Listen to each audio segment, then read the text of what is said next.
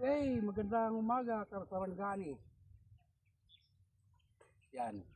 Yan po ang kabundukan ng Mount Matutong. Dito na po tayo sa pinakatuktok. Kaya makikita na natin yung baba. Sa mga routine namin ngayon, mag-jogging.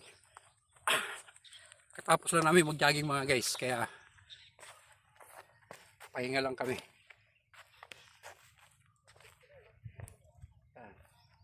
Pag masdan mo ang tunay na kapaligiran, maganda, sariwang hangin. Tapos tingnan mo naman, nasa likod ko yung dagat. Pag medyo kalayuan pa yan. Okay, sa lahat ng viewers and subscribers, kina Carmelin, kina Rafael, sina Carl, sino pa, ayan, mga taga dito sa Alabel na sumusubscribe sa akin. Marami pong salamat sa inyong lahat. Ayan, ito na pala si Rasik Dia, ang inyong lingkod. Ito ang buhay probinsya.